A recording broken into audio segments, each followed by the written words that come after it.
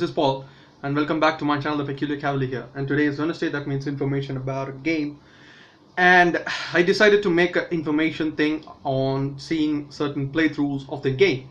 And you can question my, curiosity by asking, why would you watch the playthroughs? Well, strategy games are basically different from all your other games because if I see a playthrough of horror game and then I play it, it won't feel the same thing. But its strategy is different. I've been watching 5 seasons of Christopher Hart playing Legend difficulty with mods and everything, and I still sucked at it when I started my own campaign as a legend. So that's not the case with strategy games. You can watch and watch and watch. That's just for your entertainment. But when you actually play the game, you have to use your own strategic spin on it. So strategy games are always difficult and always different. So it doesn't matter if you watch the playthrough and if you try it on your own. It doesn't matter. So the game has been released to certain people on the internet or certain YouTubers. I don't know if my channel will be able to do it because come on, 45 subscribers, they're gonna spit in my face saying no, you're not worthy. So I'm not gonna even ask them about it. Maybe for goofing around I'll send them a mail, but come on buddy, let's be honest here, it's not gonna happen. But we can make other type of content around it till the game releases on August 29. Yes, I'm talking about War of the Chosen, if you can't read the title or whatever. The information, basically the mechanisms of the game that are there, which has been implemented in this expansion, they are cool. I've talked about it different videos before this, trailer breakdowns, speculations, stuff like that. But this time around I wanted to actually talk about the things that are present in the expansion. Stuff like the photo booth, for example. The funny part of it is, like, after you finish a mission, it's not it doesn't matter, it's not a strategic thing. No, it's not. It's just a funny thing. It's a narrative part of things, where after you finish a mission you can take a photo. Like, for example, if you go with a 4-person squad, you can take a picture. You can randomize that picture, you can randomize the background, you can type in your own text, whatever you want, weenie, weedy, witchy, whatever. You can type it and you can take a photo. And if you take that photo and when you go to the different parts of the world, do missions, you can see the poster on walls saying the exact code what you said in the photo, and the exact style of the standings, the background and everything would be the same. Again, it's not something that is strategic, it's just for fun. Will you see it like that? All right. The second thing is the narrative aspect. Keeping to the narrative aspect of the game, there is like more voice acting done in the game. For example, after you finish a mission, when you come on the firebrand, and when you go to the Avenger, after you finish a mission, the aliens would do a conversation. They will be like, no, don't worry about it, don't get panicked, it's just a simple radical group doing their own thing. So they will do a spin-off. And then when you go to the bar in the Avenger, you have a resistance radio guy who would do a spin on them, like, these guys did this thing, they actually kill people. So both of them are struggling to get the people on the right side, and that would be going on in the actual narrative part.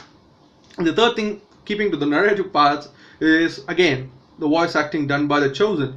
They'll constantly be talking to you in the strategic layer when you're doing a mission, and the faction heroes themselves would talk, and the faction leaders would talk to you as well. Not just the council, not just Central, not just Little Shen, not just I want to say Tigan. Yeah, Tigan. So not just these people who talk. There are a lot of people that are going to be talking to you throughout the course of the game. And the next thing, the new mechanism, is the intelligence, combat intelligence. 8Ps they used to call them, ability points. You can get these ability points if you're shooting from a high ground, and if you kill a target, if you're flanking a target, if your ambush goes right. There are various things, but that's not the point. Even if you take a flank shot, that doesn't mean you're going to get that ability point guaranteed. It does not work like that. If you are, if your intelligence in combat is savant, I mean the greatest, you're going to get ability points just like this. But if your combat intelligence is like below average, or standard, just above average, you're not going to be gifted. Again, you're going to get more ability points. So the ability points differ according to your style of intelligence, and that's a cool thing because this intelligence ability points can be used in the training center to get new points on your soldiers. For example, if you make your training center building quickly, for example, a sharpshooter, and if you're building the sharpshooter in a traditional way, long watch, kill zone, and stuff like that, and you can actually, after a while, if the sharpshooter is a savant and he's getting crazy amounts of ability points. For example, he's going to be standing up on the high ground all the time. You're going to make sure that your snipers are staying on the high ground all the time, and they're going to shoot.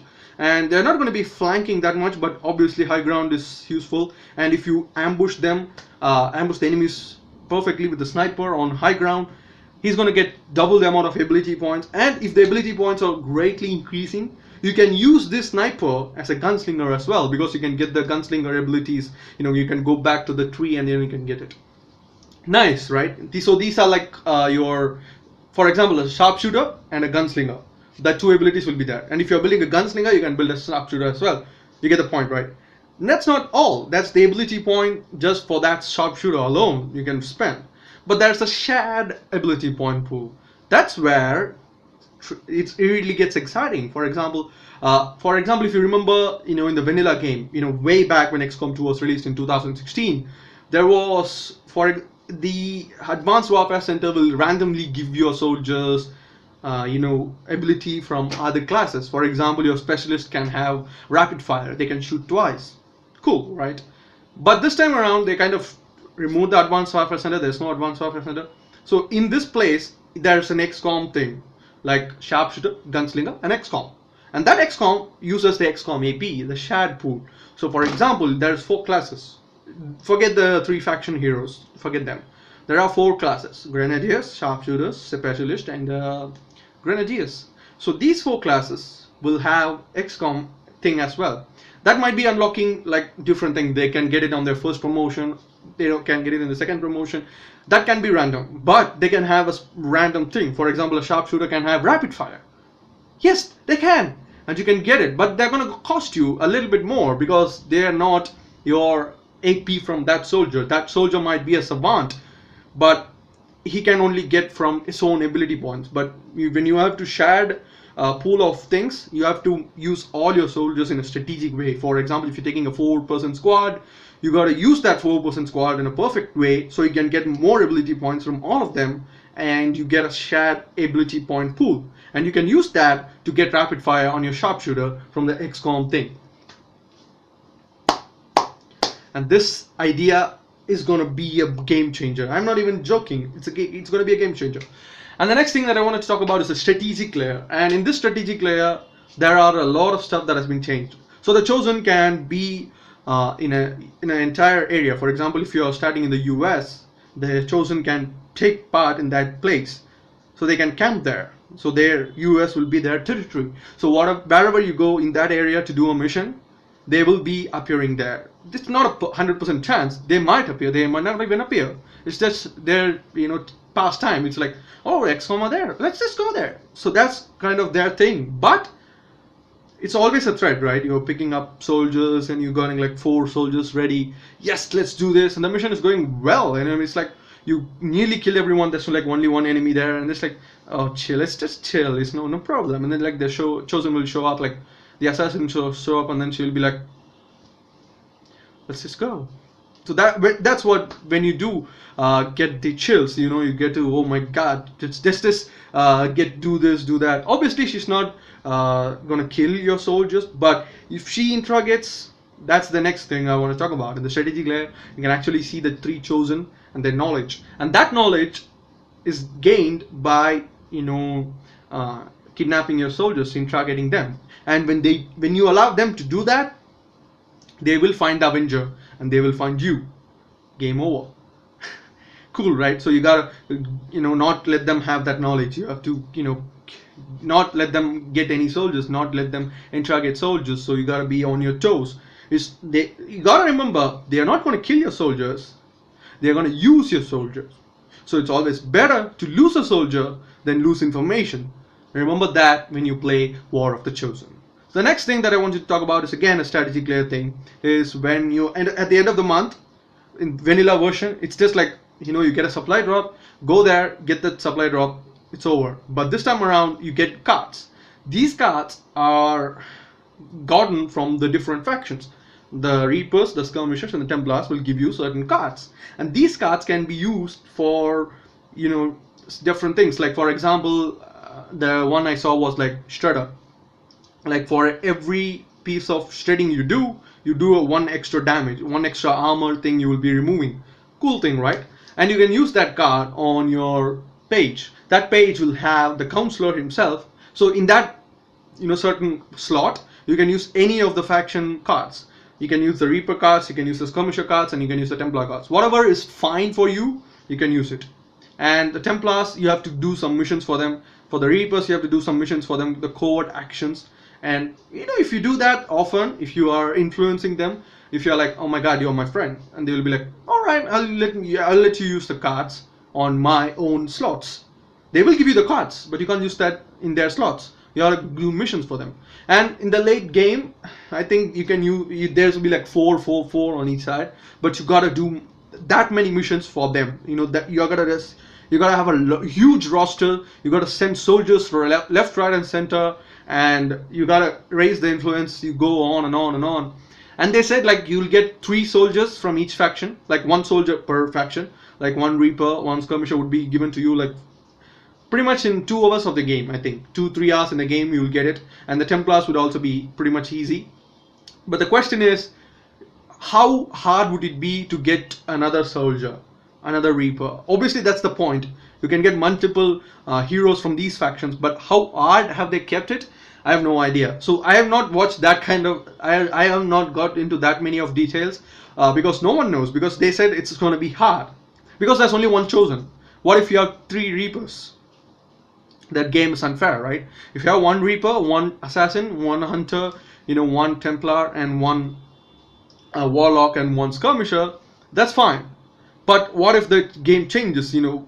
But that can happen. Like if you love, there are people who love the Skirmishers more than the Reapers, who love Templars more than the Skirmishers, and the other way around. And to those people, it's easy because all they want you to do is, for example, if I like something, I will do the same thing over and over again because I love it. And if I love the Skirmishers, I'll be doing missions for them alone. I will be sending more covert operation. And at what point do I get the second Skirmisher is no idea. No one knows how much steps to go. I have no idea. So that's the thing I have to keep my eye on. So these are the 5 things that I found that are like new mechanism changes. And there are like a lot of things. The last thing that I want to talk about before I finish it is like the research thing. It's not just your typical research anymore. It's like, you know, do this, do that. And the tech tree will be like going on and on and on. You know, the mod, like you can use that tech tree thing. You can select it and you can see what unlocks after what research. This not going to be the same thing again. No, this time around they have said like if you do a certain research, there can be 2 things that can be of that outcome. One is inspiration and the next is breakthrough. That breakthrough can be random as hell. For example, I saw sword increase, shotgun increase, like 1 damage increase to the shotgun forever, 1 damage increase to the sword forever. And that's amazing, right? That's a breakthrough. And inspiration is like if you research this thing, and the inspiration will be like, holy shit, I'm inspired to do that research. If it takes like 20 days, it's going to take you 15 or 12 or stuff like that. So it's random, but it's amazing, right? So obviously, like XCOM always felt to me, it was a steady flow of things. You got to do this, do that, do this, do that. But this time around, there are stuff. You know, we'll be like going on and on and on about, oh my god, let's just do this, you know, let's just do this. And you'll be like, no, you'll be given a face, you're given a change. Holy shit, I have to do that. Now you will do that, and then you'll be like, oh my god, this happened, no, that happened. So it's random as hell, and it's fun. And there are a lot of other mechanisms that are out there, but it's not game changing by any means. And I will talk about them in the next video before the War of the Chosen comes out. So thank you guys for watching. Obviously I'll send them a mail, but come on, it's not going to happen. But let's see. Thank you guys. I'll see you on the next one. Hit that like button if you like this video. Share the video with your friends and family. Subscribe to the channel for everything that is gaming. And I'll see you on the next one, guys. Bye. Let it go.